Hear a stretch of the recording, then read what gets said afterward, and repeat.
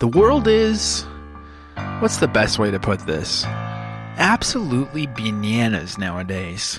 Everyone's like, vote. No, not like that. Share the infographic. Confront the chuds at Thanksgiving. Make America sane again. Every day it's the same catchphrases. Girl, the boycott. Flatten the curve. I bought this before Elon went crazy. It's no longer a question of whether the glass is half full or empty, but more about how you need to recycle it, or they'll jump down your throat.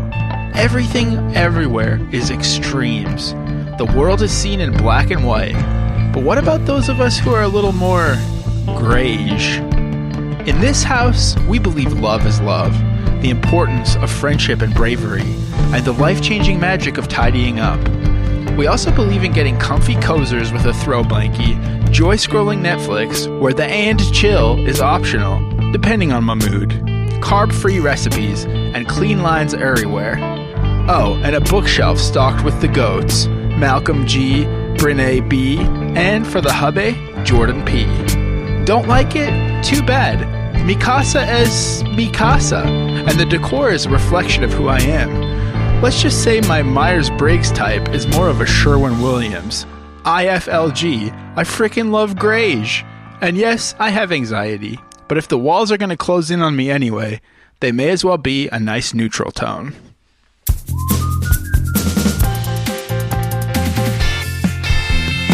Caleb? Wow.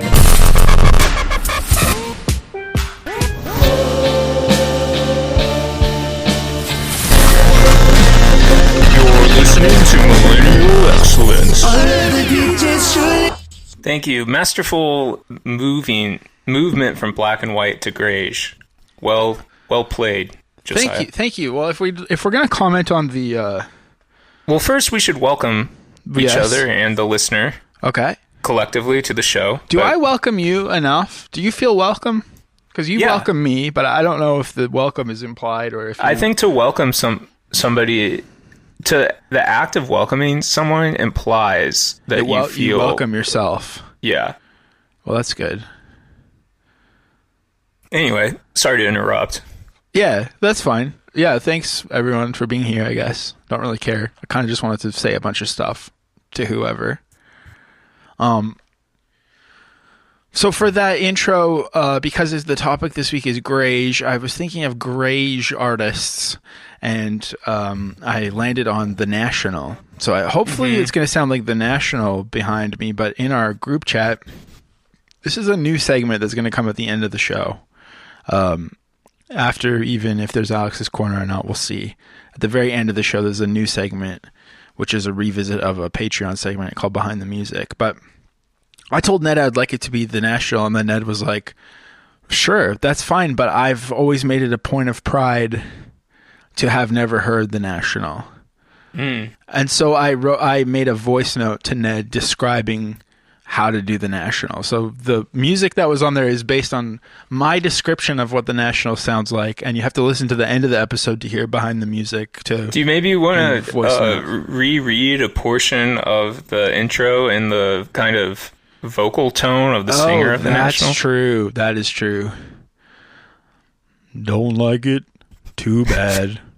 Mikasa is Mikasa, and the decor is a reflection of who I am.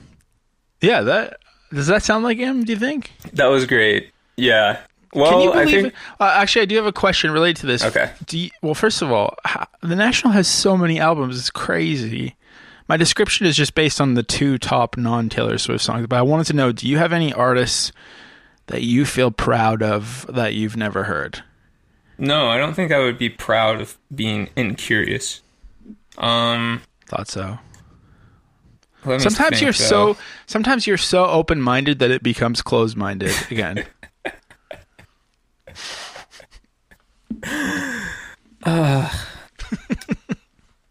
Trying to think of one. I think I'll always... I mean, there's probably plenty of artists where I listened to 15 seconds and was like, okay, I get the gist. Mm-hmm. But you'll still listen to 15 seconds. I mean, that's good. Yeah, just to to see if I'm missing anything. I can usually tell by like whether it was DistroKid or CD Baby uploading it, whether it's good or not, or some. I can usually tell by pictures of the band. I can say that. Right, or the art maybe, or the font. But I don't know. What about you? I do have a lot, but then I realize that I have heard a little bit of it usually, and then I feel disappointed in myself. But I still like the posture that I've never even heard it. Like, I feel like I've never even heard Military Gunmen. I don't like them. Mm-hmm. But I know that I have heard some of it. Yeah. So. Yeah, there's probably... I don't know. I feel like... Well, with those bands, there's kind of like... Did I listen to that band? Or was it Fiddlehead I listened to? Yeah. And I can't remember. Right. Or what's the one that's like difference. fake, like soul music or something? You know what I'm talking about? Drug Church? Is that... No. Is that fake soul music? I don't know.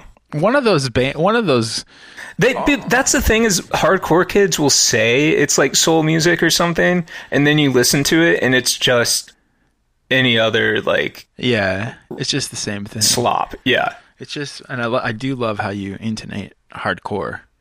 That's sincere. That's good. I Should I set the pronunciation or the intonation? I think like if we're intoning, if it's about syllables, we can just sit. We can have a quick bite at the counter service. The intonation counter? Mm-hmm. Okay. Just a quick bite. Okay, let's pull up. Okay. Hardcore. How did I say it? You said, that's the thing with hardcore. You almost said it like parkour. Hardcore. That's the thing with hardcore. No, see, you did it again. That's the thing with hardcore. I know, but I put it on that time. If you said that's the thing with hardcore, you would sound like you were doing a really annoying, like, voiceover for a bad coming-of-age film. But actually, I have something really important about intonation to share. Okay. Maybe not for you, but for any gearheads that are listening. I recently got all my guitars set up, which I have never done. I was a little nervous, and I was a little annoyed because it felt like an errand. And I don't really like doing errands that involve bringing things to the store. And I got them set up, and I'll have you know, they play better than ever. They've got me working on music again for the first time in a year and a half. I'm very excited about it, except there's a dead zone on my bass now. And that means that 3 of the frets don't play. They buzz. So I had to bring it back and carry it out. And now this guitar guy's fixing it again, I guess. But I haven't heard back, and I've lost my ticket. So I might have also just given my bass away. Mm-hmm. So that's the intonation counter. Let's pull back a stool. And all this talk about music has got me thinking. Mm-hmm. Well, okay. I've been thinking about how we've been searching for a tagline for so long. Mm-hmm. But I think the problem is that we've been kind of taking like an old school traditional best practices approach to this. We're just I think it's actually because we're just so seasoned in the realm of marketing that it's almost becoming detrimental because we can't. I know, and that's the problem is, and like I truly believe anti-marketing will become a thing soon. Still marketing, but it's just a different approach, more intimate, personal, private, one-on-one, less about the projection of scale. And I'm into it. Mwah. So, with that in mind, I thought that I was kind of thinking about like the tagline and how much emphasis we've been putting on the line. And then I was thinking about how some of my favorite musicians, their producers will have like a producer tag or a DJ tag. Okay. What are some of your favorites? Well, like, I can't think of any. But you can imagine, like, there's some famous ones, right? Mm-hmm. Like, damn, son, where'd you find this? And so on and so forth.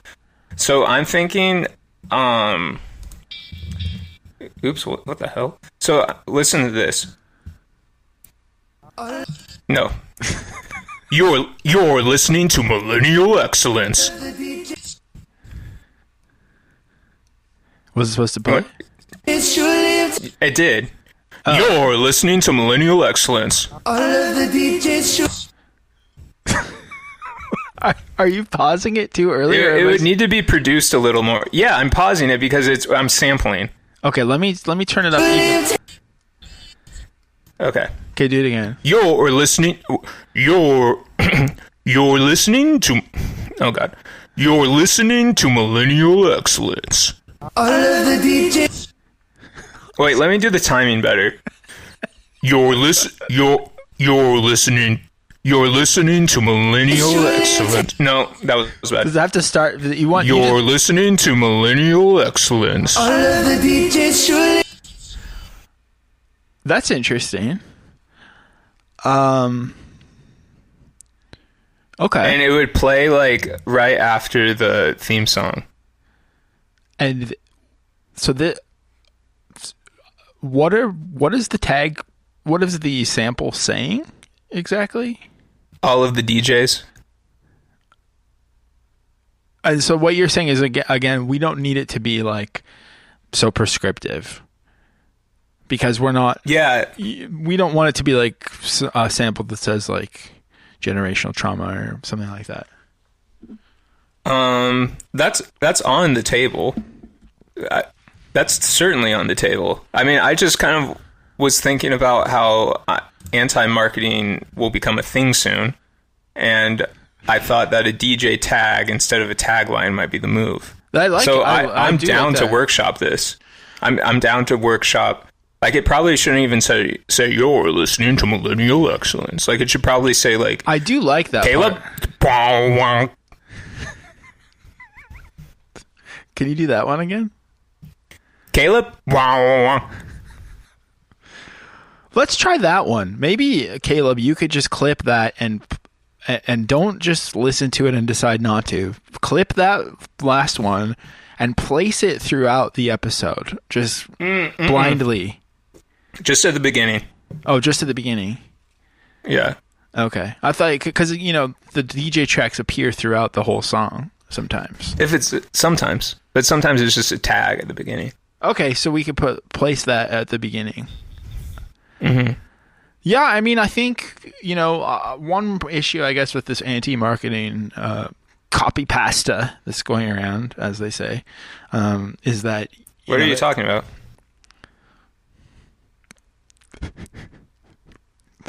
When you say, like, when like, you're writing and there's a German phrase, like, Schadenfreude, so you italicize it? So I was thinking... Because I don't normally say copy pasta, that I would just kind of italicize it verbally. But what copy pasta? Oh, the anti-marketing copy pasta that's going around. What do you mean? What do you mean that's going around? I thought, like, I was laying in bed and I was thinking about that. Well, that's funny because I think great minds think alike, maybe. Because... That's funny that you say that, because my wife said it too. When? I think she came up with it, actually. Really? Last week. She tweeted Sarah Jean Hughes. Truly believe anti-marketing will become a thing soon. Still marketing, but it's just a different approach. More intimate, personal, private, one-on-one, less about the projection of scale. I'm into it. Kiss, kiss. Did she say that to you? Oh my God. I think it's just in the. I think it's in the air. Yeah, I thought she was texting me. I thought she was texting me. I think it's just in the air. Well, anyways, I think that however we arrived here, I think it's a great tagline, like "Just Doped" or any of the others will stand the test of time beyond these little flash in the pan copy pastas. So I think we're gonna need to find a dang tagline. But I still appreciate your efforts this week, and the all of the DJs thing. I don't want DJs listening to this show, so that's going to be one issue. Now, do we have time for one more segment? Because I have a new one. Sure. This is called, and I'm kind of just formalizing what I do, and I really I would like to, before we begin, just beg you to try to participate the best you can. Okay. This segment is called Sour Gripes.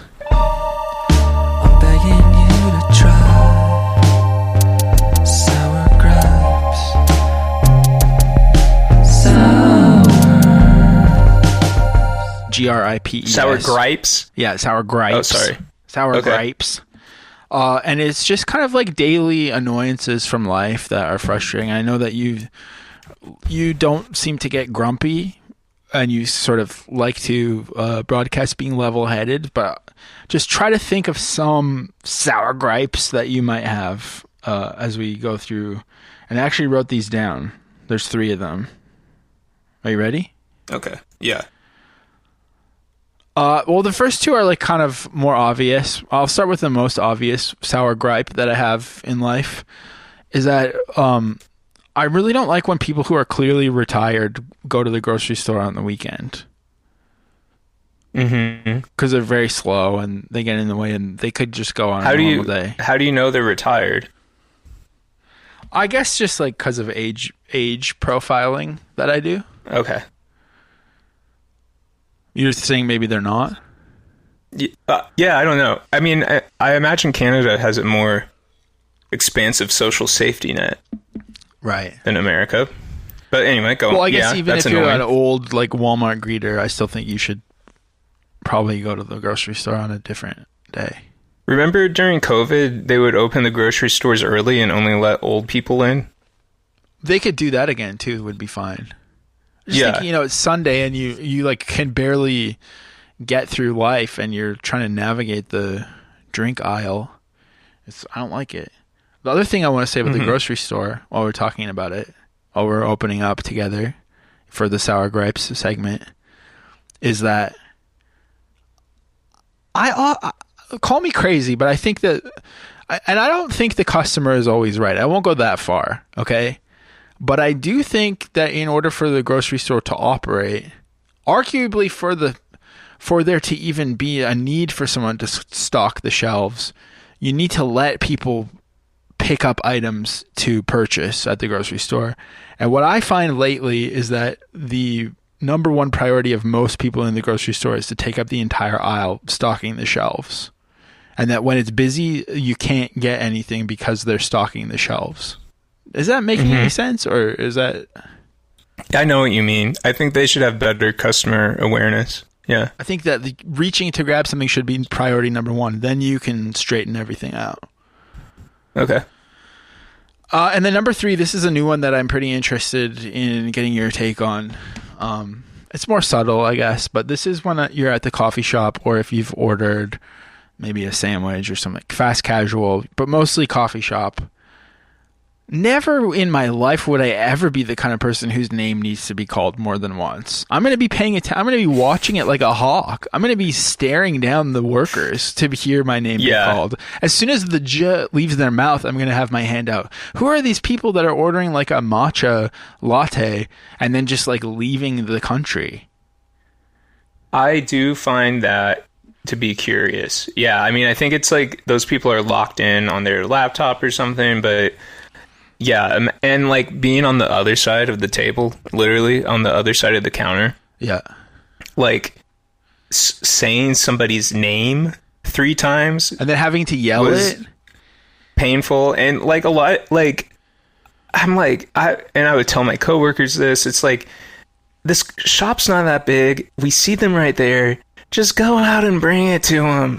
Like, make this easier on everybody. We don't need to assault the rest of the cafe with, like, saying, Caleb, vanilla latte for Caleb. That's the tagline. So, that's interesting, but that I think is kind of where you're going to set a dangerous precedent. And you guys already have voted in 1 or 2 of those over the years. But, then people, like, just pay attention for just 1 second. Like, the reason you're there is to get that yummy drink.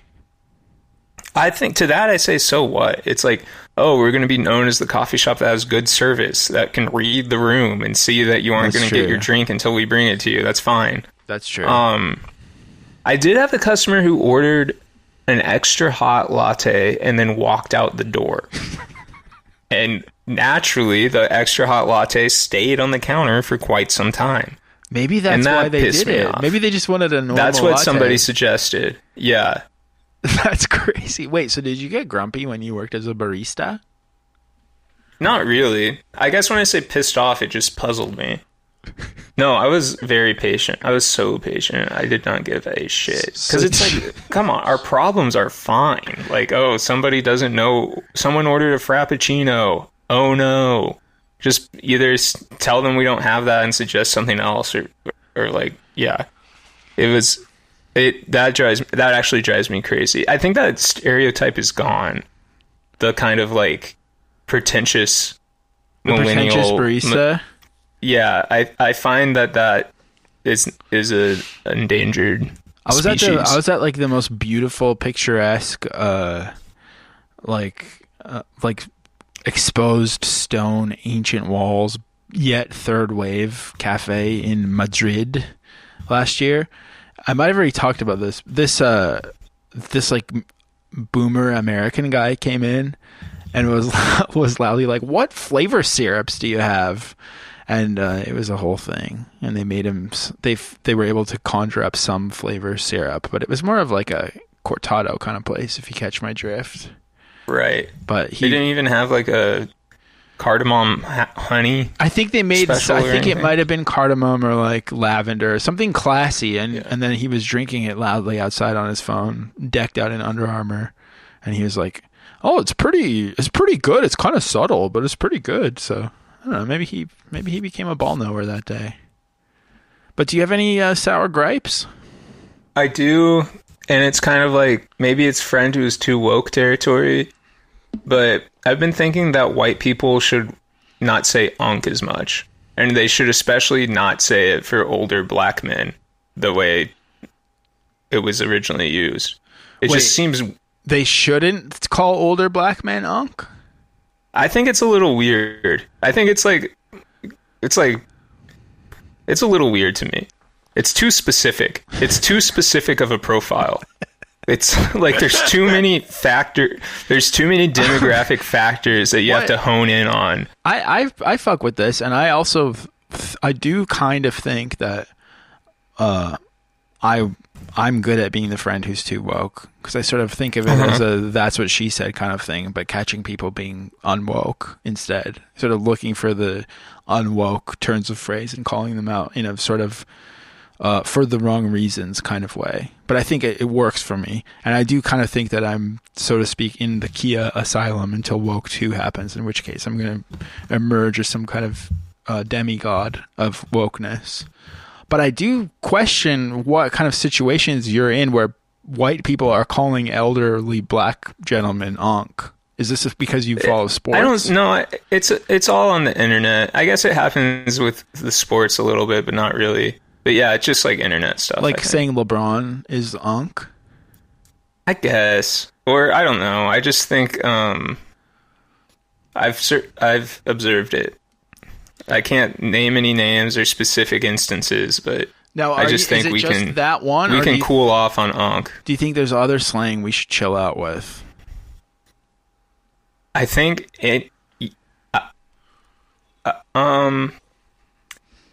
That's the main one. I mean, I think there's a spectrum of words or terms in that kind of hierarchy related to black men in age, and especially the young one. White people should not say that. It's crazy that white people say that.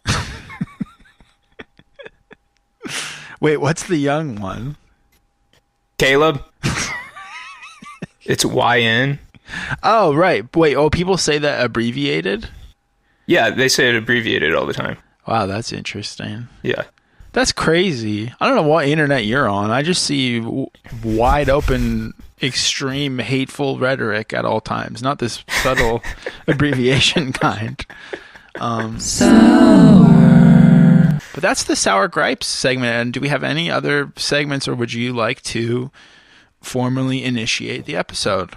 I think we should go ahead and transition into the episode segment of the show. Okay. So this week we are talking about Greige, but I was kind of having a struggle sesh with my work bestie, who, if you've listened to patreon.com/millennialexcellence, you will know this is the person who calls me hicklovin, because she doesn't have the word for hipster in her vocabulary. that's a whole thing we can get into in there. But she's kind of an expert in this realm, and she was telling me that Greige is kind of not the same as millennial gray, but for the purposes of the show, we're going to pretty much flatten them together as neutral toned millennial interiors, if that's okay with you, Miles. Mm-hmm.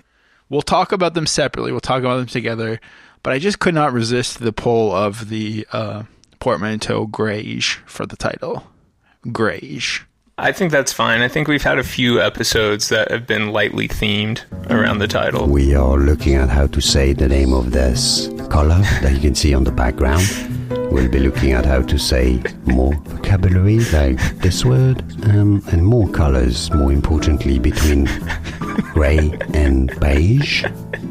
Greige. Yeah, beige, gray, greige. It's easy, right? And now you know. More videos for you. Man. More things. That was a good one. I've never seen the kind of like foreshadowing in a pronunciation video before. That was... I feel like that guy's really being underutilized in here. It's beautiful. But yeah, tell me about what do you think of, let's look at it this way.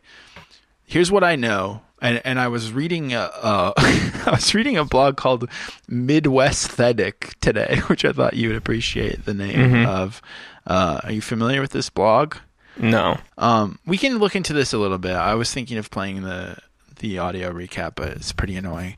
But I think millennial gray is sort of a family of colors, and I think Greige exists within it and is the latter evolution of it. But so let's start with millennial gray as a concept. What do you think of this concept? I think it certainly is a concept that exists. I think that, scrolling through this, I definitely think there's a spectrum. Honestly, I think when I think of Greige, I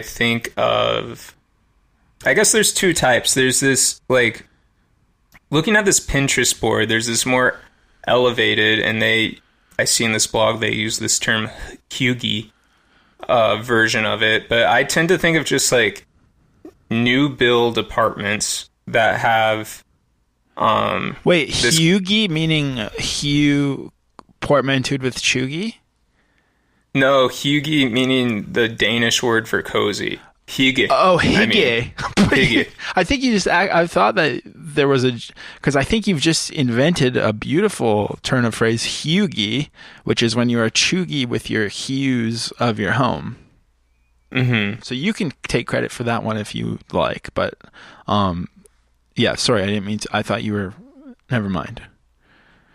And, I don't feel like sitting at the pronunciation table right we now. Don't need to I'm not hungry. It's fine. I'm not hungry for words. That one I was not trying to call it. I actually thought you were genuinely inventing a new phrase. But, okay, so Hygge, that plays into it. So that's one of the kinds. And I see the blog gets to it. I do think it's like post-recession austerity. Is this gray flooring is cheap and easy to put down and not built to last. So there's just this kind of like impermanence to everything. And like people are always moving into a new apartment and getting it set up is what I think of Greige. So you are someone who lives in a home. Have you painted your home?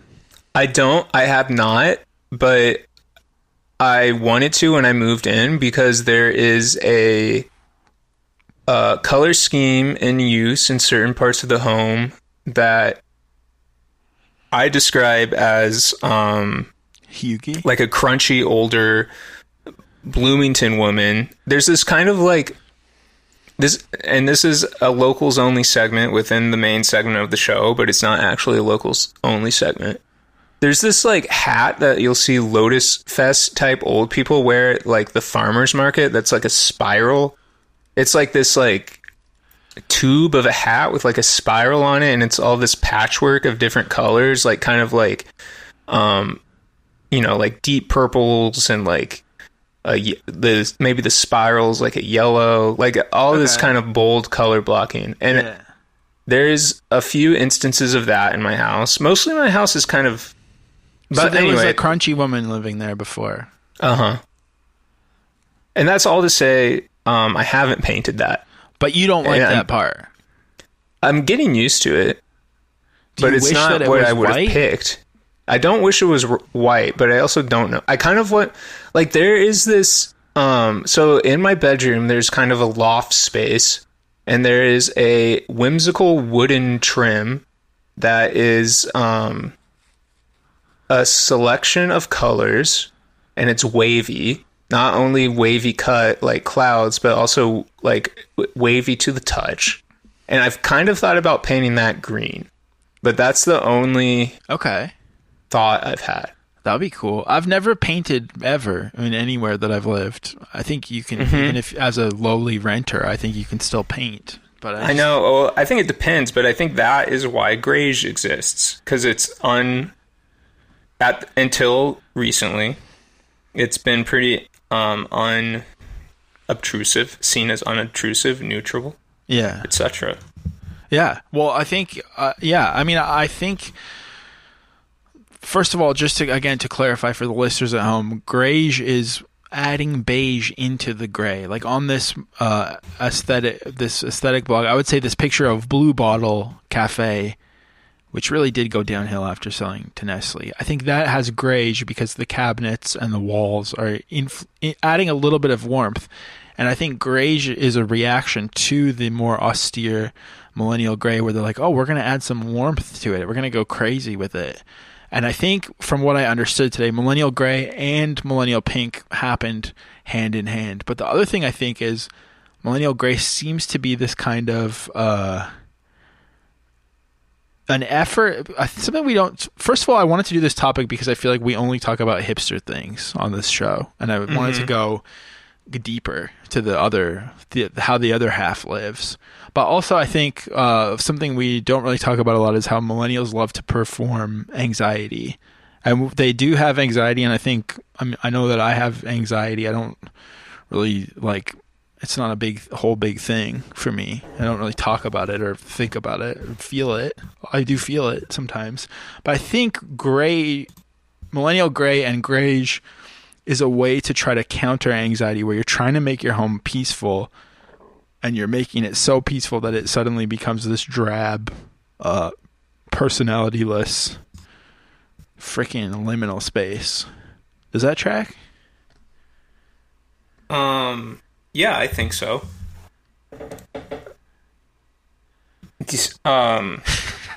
I don't know. I feel like it's like, maybe. Do you find this gray aesthetic soothing? I don't. I think it's mortifying, but I think from the small subset of people I've spoken to about it in my life, it seems like it's a way to try to make your home feel very clean so that you feel peaceful in it. I guess it feels clean. This blog makes the point that it's easy to clean. Yeah, I will say this is a definitive opinion on Greige. I don't like when babies have a Greige aesthetic. I don't like Greige baby toys. I think babies should be playing with colorful blocks. That's actually more crunchy too, I think, when people have like the or like fall autumnal colored toys, and like an elephant that's like poo or like light poo brown or forest green. Yeah, I don't know. I think there's also a flip side of Greige that goes too far, but let's check out some of these videos. The other thing about it is people do love to perform. Millennial grey, also called millennial greycore, corporate grey, or just the modern adaptation of minimalism. But one problem with like trend hunting people is they always are. It's a big race now to come up with the first core that you can say. And I think we've had enough of that. Represents a shift in interior and exterior design trends that many argue is a step firmly in the wrong direction. There's a millennial gay looking restroom inside an nice cute restaurant. Despite this, it seems to be omnipresent, and as such this bland aesthetic is now held in the same regard as live, laugh, love signs, or the far too common corporate vector art seen everywhere online. It is described as millennial greycore because many millennials seem to have it in their homes. But why is this generic look so common if it's considered devoid of personality? For starters, the term millennial grey arguably culminates in an obvious ploy from traditional and citizen media interested in generating clickbait outrage to divide millennials and other generations. It's a simple way to get views by inciting anger, so it's worth keeping this criticism in mind when referring to the concept. And it's worth noting that only a few years ago social media went nuts covering millennial pink, and instead of being associated with a grey look, every millennial was stereotyped as living with colourful tones. As it would turn out, plenty of other age demo- I think there's okay, I'm already identifying problems. Yeah. I think, like, there is a certain smugness that people have with identifying these trends. Like, presents a shift in interior and exterior design trends that many argue is a step firmly in the wrong. Made me love millennial gray. Me too. Like, also, because what do you want the Mexican restaurant bathroom? Yeah, exactly. To look like? You want it. Yeah. Do you want it to be covered in poop or like? Yeah, I don't understand that. I hate this stupid AI song. Yeah. Actually, yeah, this song's fine. I think house flipping slash. Yeah, these stupid captions, house flipping / renovated kitchen looking. Yeah, they renovated the bathroom. It's giving airport. Who cares? And as such, this bland aesthetic is it's giving live, laugh, for me, love. This makes me want to love live, laugh, love. This makes me want to scream live, laugh, love. When I'm in the Mexican restaurant and I'm like, oh, I have to go to the bathroom, this is a godsend that it's actually...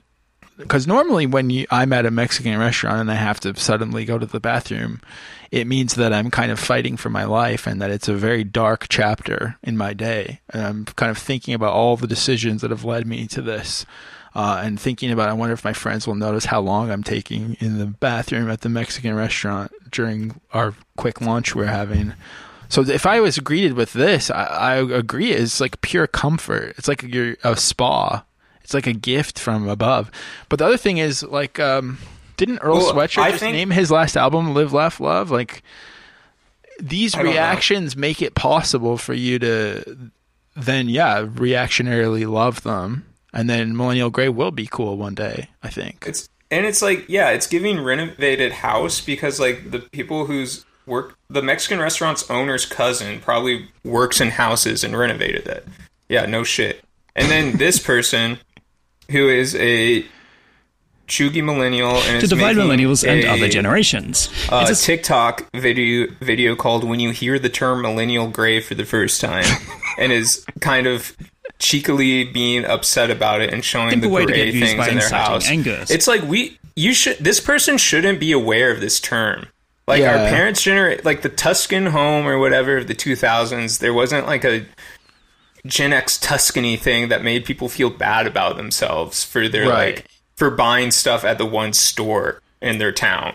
Like there's one furniture store in the suburbs outside of Ames, Iowa, and that's where you go, and it's fine to go there. You don't need to feel bad about yourself. Right. Like just live your life. It's fine. I think you're tapping into something much broader that we have talked around quite a few times, but is still the ultimate millennial behavior is overthinking and categorizing and thinking about ins and outs and hot or not lists and trend lists and wanting to project taste, which I think is what's happening here. Is that you're right, they're going to react against millennial gray. They're going to hear, because it's true, that Gen Z people are talking about Tuscan kitchens and want the Tuscan kitchen, the rom-com kitchen, to come back. And so then some of the millennials who are like still grasping for this relevance are going to then renovate their places to look. But at the same time, I will say, like, surely you also feel the pangs of pain when it shows someone buy a mid-mod house and take out all the cool Madonna Inn style interior and give it the Greige makeover. Oh yeah, I think that's bad, but that's not what this person. I'm sure this is like a new build vinyl sided starter home, right? So like, yeah, that's bad for sure. But also like, if like, I shouldn't know. Like, I don't need to know about that. Like, that's like, an invasion of multiple levels of privacy. It's an invasion of my precious mental energy, and like it's a stranger, like some stranger across the country did a bad renovation, and Right. I think like it's true that like the millennial trend of wanting to like make taste lists and all this shit, but it's also like we're inundated with it. There's just too much information about everything, and it makes people so insecure and upset and just buy more stuff. Like, So hopefully this poor woman doesn't flip everything. I don't know. Maybe she's just gonna make a killing on Facebook Marketplace. I don't know. But anyway, should we still watch this video? No, I don't remember what else happens in it. I think we got what we needed. Let's check out what this is about. Are you a victim of millennial gray? Take a look around your home. Do you see gray furniture, gray flooring, gray walls, gray decor? I will say for the to argue the other side, I think that the only reason that these videos making fun of millennial gray would impact someone is if they bought millennial gray and Greige items and decorated that way because someone else previously told them to. But people who are in touch with what they truly like and what they truly think is nice are convinced that they're not able to be touched by these trends. I think. Gray jars, anything gray and furry like this. How about furniture with chrome I also legs? basically have that blanket. If you find that It looks the answer comfortable. is yes, you do have a lot of gray stuff in your home and you are a millennial, I'm sorry to break it to you, but at some point you fell into the design trap that is being called millennial gray. Millennial gray isn't just the color gray, but it is a specific design and decor style that is reminiscent of the 2010s, which was commonly seen in the homes of millennials. This style often also includes furry gray things and embellishments like plastic, fake crystals. Also, everyone does have a Some different would call definition tacky, of it, it or as seems like. Gen Z calls Yeah. it, chuggy. I feel like Millennial this is gray has just like become these all just look somewhat like of a joke on social Airbnbs media that recently, were with people furnished of all by Target. ages poking fun Yeah. at themselves when they realize just how much gray stuff they have in their homes. According to one user on Urban Dictionary, millennial gray is the sad, depressive hue of the color gray, which So yeah, it's like a lot of. Have you heard of millennial gray? Millennial gray. gray flooring, gray walls, gray decor. Why is all your furniture gray? Was that a clip from the last video? Very like millennial gray coded. The defining interior decor trend think of the they're all 2010s working has together become on this, synonymous with so- controversial furniture flips, millennial cringe, and Yeah, it's kind of landlord almost no specials. different And I than wanna when, know like, right-wing why. So people I'm diving choose to into the hone in history on of one interior decor trend obscure and interviewing experts, all thing to that figure happened out with the immigrants rise somewhere or and something. fall Yeah. of millennial gray. Thank you to Displate for sponsoring a portion of this video, and to our patrons for supporting the Like, channel.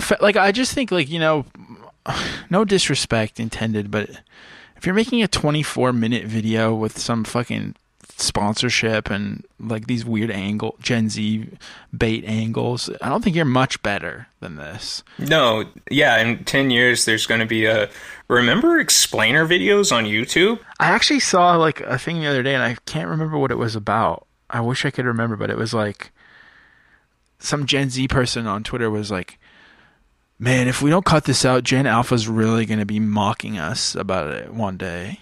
Or like they're like already they're already nervous about what they're going to be made fun of about.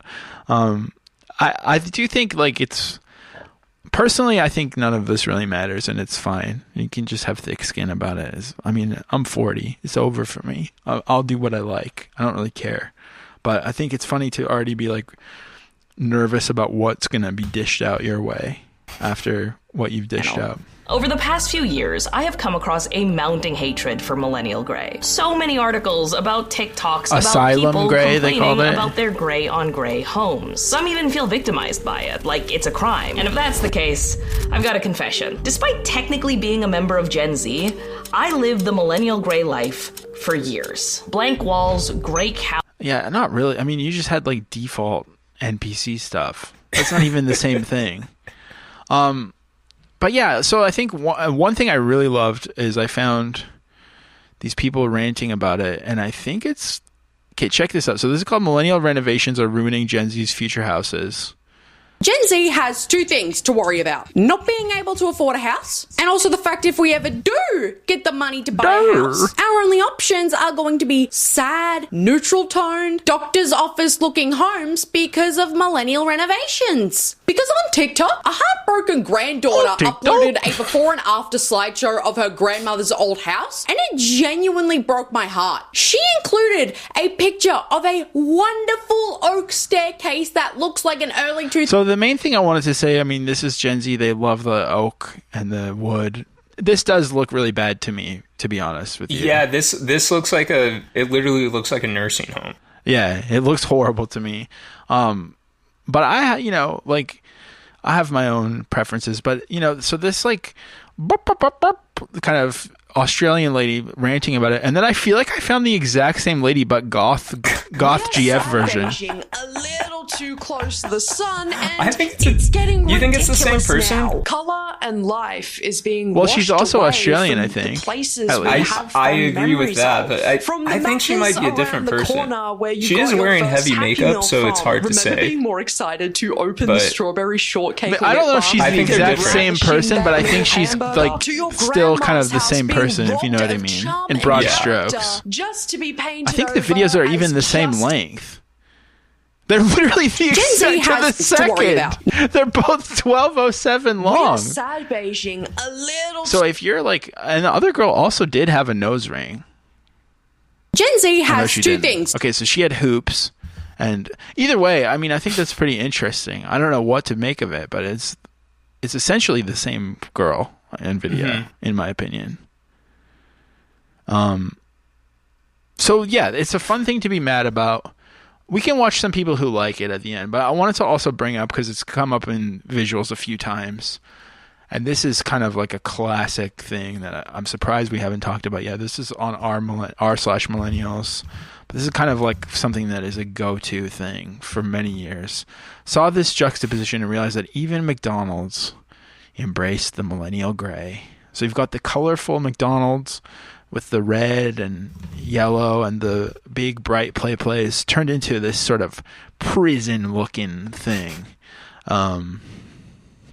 Yeah, what do you make of this? It drives me crazy. Like, how stupid do you have to be to realize this was 2 years ago? So this was 2024. For those of you who are either can't do math or listening in the far future. But those McDonald's renovations started happening like 10 years ago. So it took you that long to make that realization. And yeah, the title drives me crazy. Saw this juxtaposition. Like, yo, your great $10 word of the day. Good, yeah, like $1.50 word, more like it's the junior chicken priced word. Exactly. So that drives me crazy. I mean, it's McDonald's. Like, it's like, why do you care?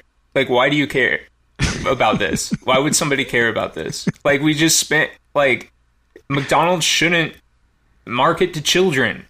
That's fine. Oh yeah, that's like, true. I never even thought about that. That was like a predatory thing to do. Yeah. To make it so that your kids are always begging to go to McDonald's. Exactly. Yeah. Like, come on, fast food nation, people.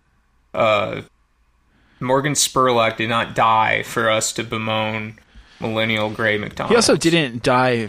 It's come out since from McDonald's. He didn't die?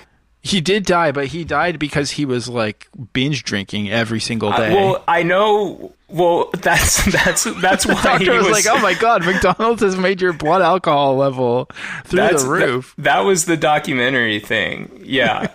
But, I mean, I think, and then he died many years after. And, right, but even during the documentary, he was like pounding back the. Yeah. I don't think anyone said he died from McDonald's, but that's a funny. That's true. That is true. Up. But I think his medical thing, he didn't. I guess that's the problem with if you're not a scientist doing experiments, you got to get all your variables right. And he was assuming that most of us were throwing back the bevies a little harder than others. McDonald's does taste really good when you're drinking, for sure. It tastes good when you're on a long road trip. It tastes good every once in a while, I think. Yeah, I think you just have to have a little bit of McDonald's. Exactly. Yeah, like the fries that come in the little paper baggie. Yeah, and like, just get like one McDouble. Or yeah, exactly. Like just don't get like I tried the big arch and I felt sick for like 3 weeks after. Yeah, they do have good Cokes there. Oh my god, yeah. This is a pretty good 2 year ago comment because I don't even know if this band had music videos, but millennials were loving it. But they said of this looks like a Duster music video. About this McDonald's on Reddit, someone said that. Yeah, that's funny. Corpo Gray. I don't know. I mean, like honestly, I also have to just be honest and say that when I see old videos and when I see 90s footage and everyone's wearing bright, colorful outfits and the mall is like glowing with color, I really like it and would love for life to be like that still. But it's also McDonald's. It's a place that shouldn't exist and you shouldn't go to and you shouldn't like. There's also, just while we're here, could we go over some ignoring Reddit isms that drive me crazy? Mm-hmm. And we see it twice. I'm here for Game Boy says, my wife and I call it communist gray, so I think we all just got different names. It's just typical corporate soul-sucking gray.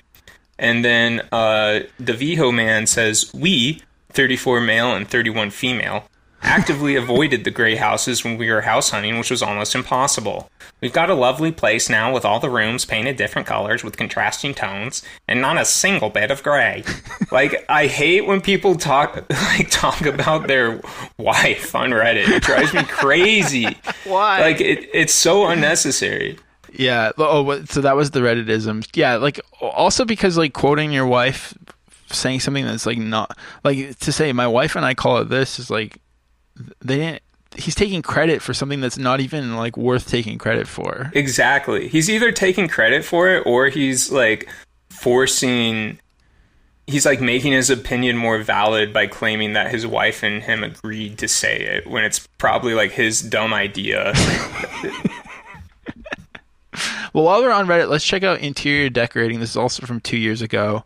Are these both two millennial gray? What even is millennial gray? Any gray? And it's just two bizarrely composed pictures of corner of a wall. That does look incredibly millennial gray, but they said I needed to refresh the paint in the room and accidentally got the wrong paint. I didn't realize this one room was a different gray than the other two rooms next to it. Lighter side is new paint. Darker right side is old, called agreeable gray, which I did learn from my coworker is the name of the kind of the ultimate millennial gray was called agreeable gray in the color swatch community. Mm-hmm. And then of course people are just starting to go crazy. Actually, this one they're pretty chill because I guess maybe in interior decorating it's pretty chill. They just kind of like help discuss the different grays in here. People hate the gray trend because it's dull and sterile and depressing. Most of the posts on here and other subs where people are asking, why does my room look so lifeless? How can I warm up this room? Most of them are gray. So, you know, they're pretty chill here, but then if you go to female living space, which you see a lot of male living space, but you don't usually see female living space. But this one says is a critique request. Also from 2 years ago. I guess this topic was really popping off 2 years ago. I can't stop buying things that are beige. I want to spruce up the space, and I know wall art would help. Anyways, the title is Partner Worried We're Too Millennial Greige. And people are pretty mean in here, saying it looks like my doctor's waiting room. It's very, very greige, but if you like it, leave it. I think that's kind of the ultimate Reddit centrist answer. Maybe if you like it, leave it. It kind of reminds me of a therapist's office in a way. And how does that make you feel? Getting some updates on that reply. Fresh flowers would pop. I don't know. Are you seeing any Reddit-isms in the comments here on female living space? Before I do that, I want to see what books are on display in the bedroom. Oh yeah, the books were really crucial. I forgot about that because the books are kind of. Wait, where did they go? I actually can't read them, but I think them being all white. Like I think there's something about the books being manicured. Yeah. But yeah. I mean, I think the problem with all of these is that the problem with this millennial greige is that there's no like. humanity to any of these homes. Like, there's no personality, there's no like trinket, there's no photo, there's no like family photo, there's no like, yeah, people keep saying wall art, which I agree with. Like, there's nothing to stop this from being an Airbnb where someone crashes and never thinks about it again. There is a magazine beside the couch that looks like it's like for staging, and it's called Some Birds. It has nothing on. It's just a black and white magazine.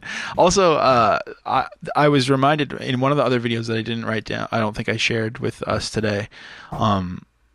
Actually, they've got A Little Life by Hanya. I can't remember the name, but that's a pretty hyped book. It's a ball knower's book on the table, somewhat. Okay, I've got a couple of Redditisms. But I was going to say, one of the Gen Zers ranting about Millennial Grey had books stacked on her desk to show sort of expertise, except it was a coffee table book called like The Art of Pixar. So that was kind of funny. Yup, there's no life in this space for me. But it might be that is my European taste. The next comment. The European in me who grew up in a colorful, suffocating, chaotic home thinks this is calming. I definitely had some nice posters from fave movies and games, and some Lego or my own paintings even. Okay, there's a lot of Reddit that was so packed much Reddit into that one. Yeah, I didn't even... I was just highlighting the, like, narcissistic... Yeah. European, like, talking about your nationality. I think that, like, the more niche ones, and I think the girl Reddits have less of the Redditisms than the, like, front page Reddits. Yeah, that makes sense. Okay, well, let's just quickly check out some people who appreciate these colors. I love Greige, and I don't care who knows it. I don't care. I don't. Well, maybe a tiny bit, but I guess that's the Canadian in me. So polite. You know what, though? I think it's important in life to stand for something. I was going to say, whether you love he's me repping Painter, so he must know dislike paint. me. I don't think anyone hates me, right? Do you? Why do you hate me? This is a video that I could not possibly do by myself, so big thanks to Mighty Boards for helping us out with this video. More on them later on. Greige is the paint color category that combines gray and beige. Speaking of sponsors, I drank the new and what was once seltzer a flavor during this recording. That made its way into peach rhubarb, color palettes absolute the last banger. decade. I don't know if sounds really good. Promo code works anymore. A bunch of people starting to turn their backs on the Revere pewters of the world. Some people think it's become such a boring choice that automatically dull. The Millennial Grey home trend is real. I love this. I just heard the term Millennial Grey for the first time. Let me show you guys my house. I don't know why her voice is like this. My bathroom. Gray.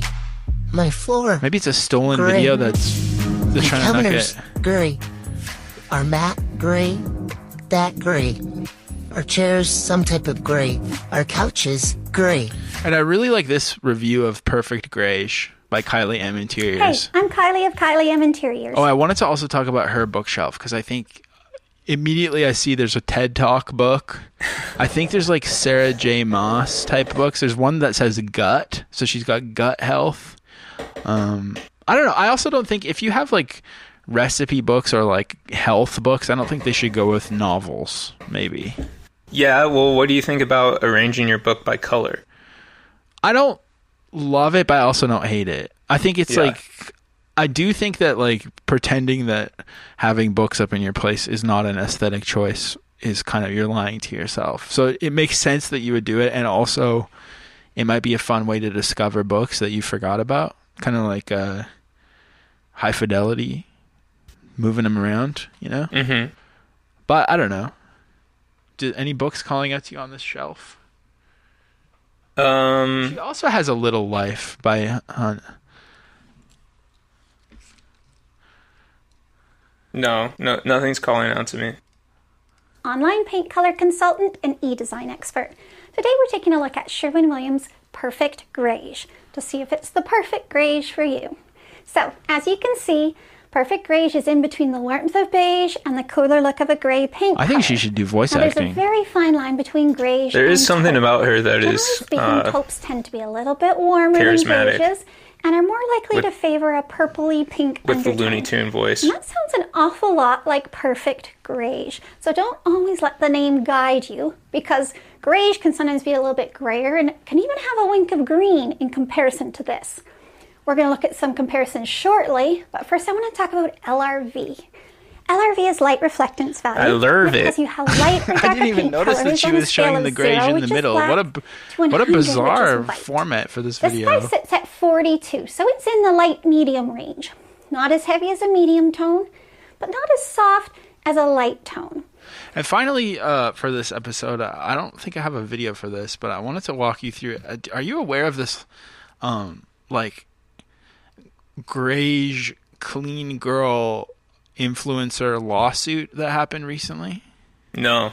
Oh, there's another thing too. Sorry. I think friend of the show and Nyrosta Steel releaser Ulissa Records was one of the only people I follow who mentioned greige, and this was in 2025, and it said Pacers Arena looks like all the greige houses I see on Zillow. And I thought that was something you should comment on. I'm certain that was because of the city court design.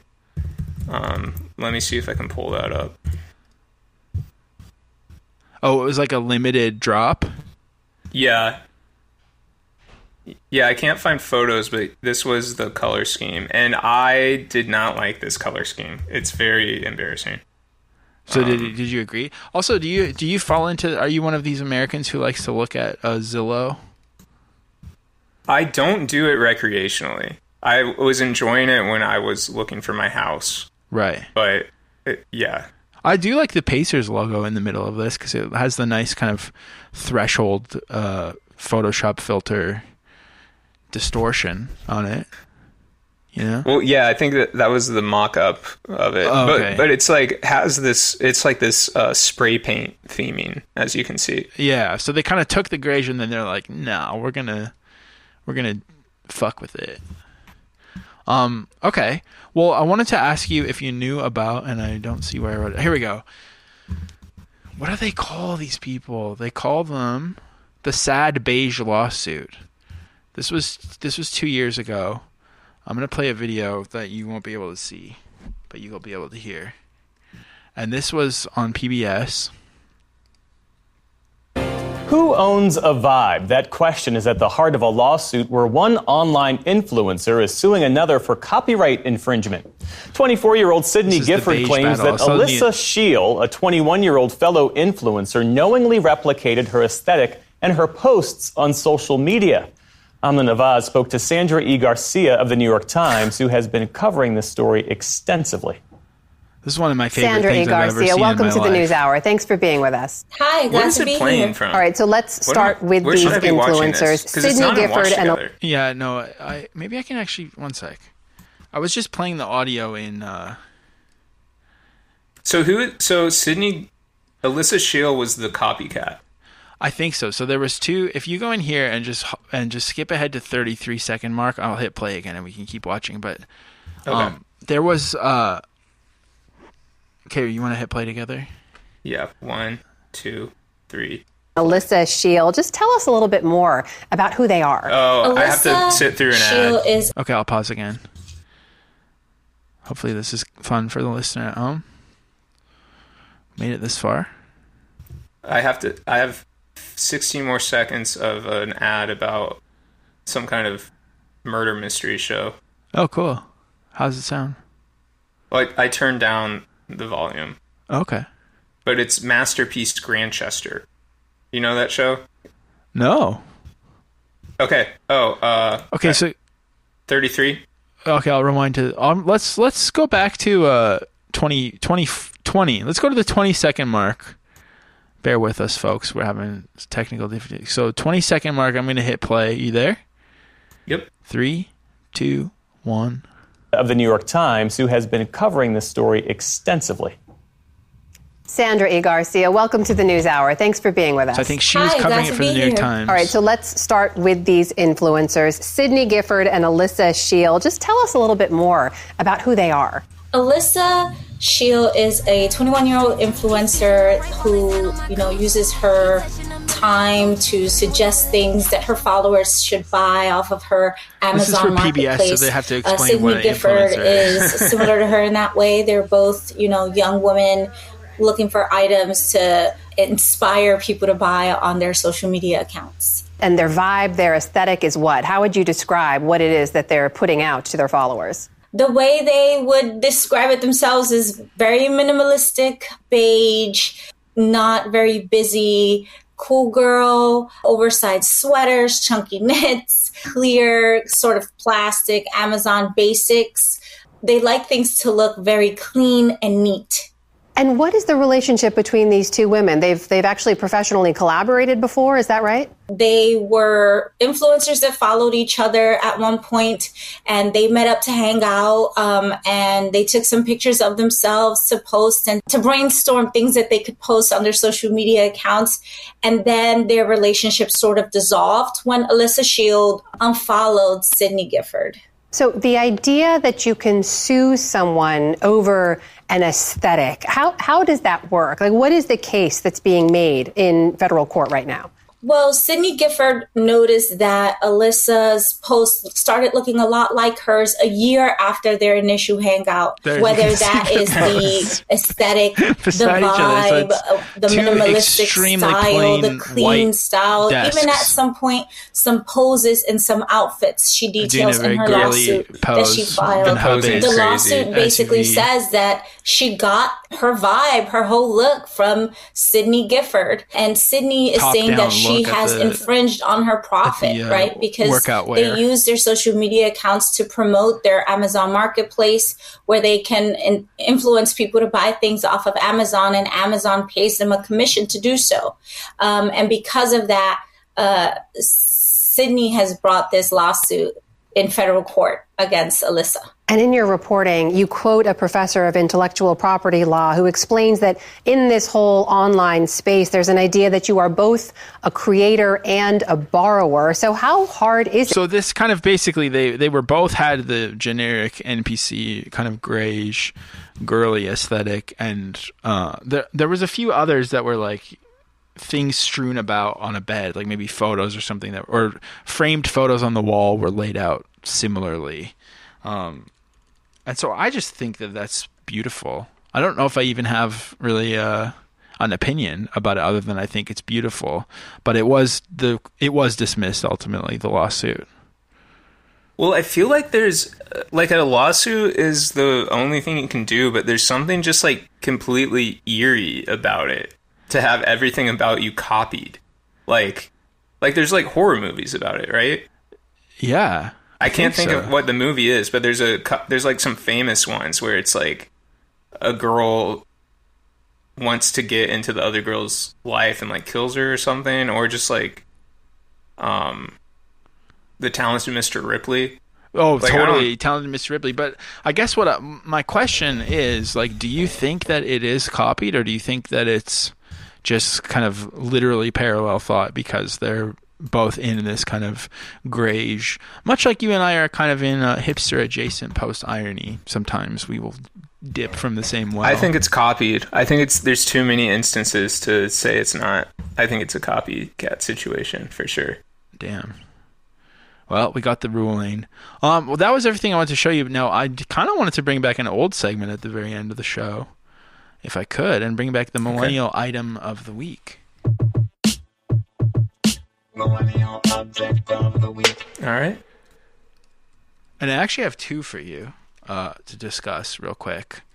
And the first one, I just got an ad for during the show. Well, not an ad, but it's promoted to me. But this is called the Grazza of Peanut Butter. Somebody just DM'd me this during the show. This must have gone crazy. Snacks Shot posted it, I guess. And Andrea from Snacks Shot. I don't know if I want to be able to drizzle peanut butter. I was at a fancy grocery store in New York State recently, and I was drawn to an upside down peanut butter jar design that purported to keep the oil from separating, because of course if you buy natural peanut butter there's a big slurry of oil on top, but this was a sort of upside down design But I ultimately didn't buy it. But I'm not sure about this Drizzy. It's called Drizzy also, and I think it's too self-awarely grassa. But what's your take? I think it's way too self-awarely It's way too self-awarely grassa. The logo is AI. That drawing of a guy is clearly AI. Yeah. I think it might be Australian. Okay. That's at least 3 strikes. And I think I also don't want it actually drives me crazy when the peanut butter is oozy. I want like a thick peanut butter that doesn't melt. You have to just stick with the chemical Walmart style. Now, the other millennial item of the week, this is one I wanted to share. This is A24 and Joya bottled the Backroom's liminal space dread into a handmade candle, as reported by hypebeast.com. The internet's most unsettling horror phenomenon gets translated into a 6-note scent and a wallpaper print vessel. So what do you think of this one? I don't have as many thoughts on this one. I don't think you should be. I see what they're doing, and I understand. And this shit probably sells like crazy. But I think if you're going to buy a bougie candle, it needs to be bougie, or you can't be getting the merch candle. The merch candle is not going to smell as good as like the bullshit one that seems like it was way more money. It should almost have a minimalist design or nothing on it. Or even those... I really liked those ones that were like a plain brown label. But then they did a collab with Snoopy, and I was like, this is too... I see now. This is mass-produced. I want it to seem like it's from 2012 or 2009 Brooklyn, you know? Mm-hmm. So, to me, this one gets a stamp of disapproval, the A24 Backrooms candle. That was the millennial item of the week. Now, Miles, do you think that Millennial Gray and Greige are millennial excellence? Yeah, I think so. I think it's nice. And do you think that it's Reddit? Yes. And hating it is also Reddit. Because it's just part of this mass categorizing that needs to stop, I think. You can't... No one. Everyone's driving themselves crazy thinking about if they're on trend. Exactly. And you never will be, because you'll never be me. You'll never be me. What? That's a tagline.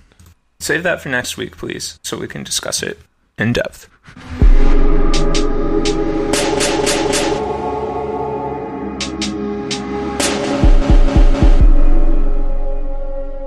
See until you're right on top of it.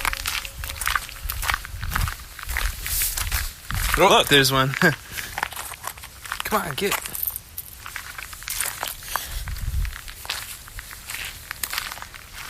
We've seen like 20 frogs on this path. I kind of think the light might stun them a little bit. Yeah, but it also prevents us from stepping There's on one. Them. Yeah. I mean, we don't have to knock them all into the water. Just as long as we don't step on them. Yeah.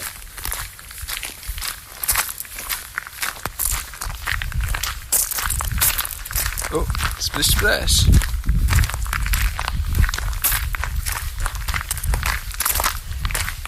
Yeah, I wonder if I stepped on any. I don't know if I'd be able to tell in the Crocs, honestly. Might make like a really sad sound. Like, yeah. I drove one of those remote control. You know those electric cars that little kids drive? Yeah. I once drove over a toad in that. Yeah. In one of those. Oh man. Yeah, I was really bummed out. But I think it lived. I put it in the window well of my house, and I like fed it worms and shit. And it had this white shit coming out of its back. But you should have lifted it. I think I fed it for like a day or two and then let it go.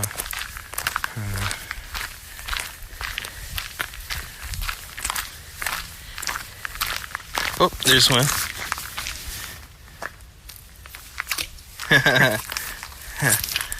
Yeah, they totally just freeze.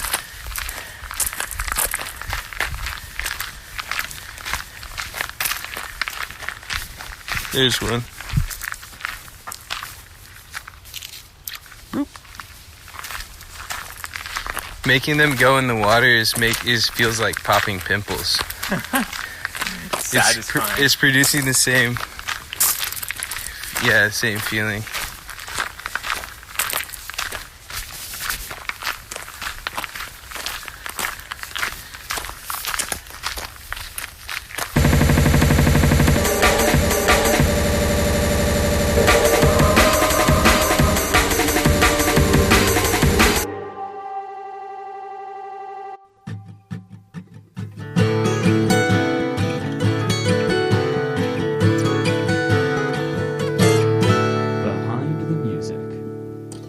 Okay, the palette of the National is very clean, but sometimes there's just a little, like, it's like the guitars are very twinkly and clean. Like, I've also never really heard Bon Iver, who I just realized this is something we should do. Imagine when he's playing clean guitars, that it sounds similar. It's like like you can really hear the full attack of the string, but it's also just totally clean. But maybe there's reverb. I'm just trying to think. It's like clean rock guitar, I guess, doing like little twinkly things, but not very interesting or creative, but twinkly. And then Fake Empire, which is the biggest hit, most recognizable.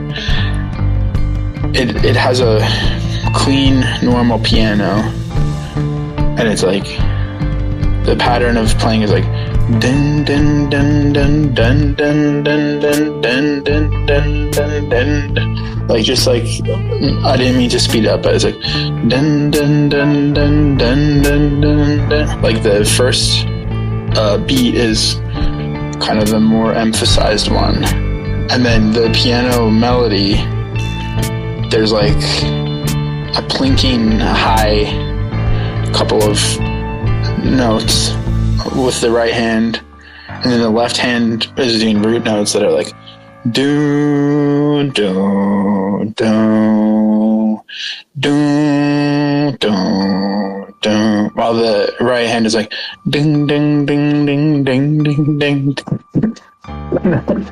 The other thing is like, so yeah, there's that, and then maybe it would build up to have clean guitar, and maybe there's like a cello or something we could fake, but just like picture like pretentious rock band that collaborates with the Kronos Quartet or something, and then on top of that, there's like maybe when it comes in, there's like just like an IDM snare only, or like a crunchy like electronic snare, like the drummer stopped doing floor tom rolls and cymbal rushes to eventually come in with like a crunchy IDM snare that drives the song as it builds up. But it's basically like, I guess, like U2 mixed with Bon Iver, like twinkly guitars, the piano that I described, probably cello or just like really muted bass, and then like some orchestral bullshit that drives forward with this like IDM snare. And I think when you put all those things together, and also I guess imagine folklore, which you've heard, you might be able to pull it off.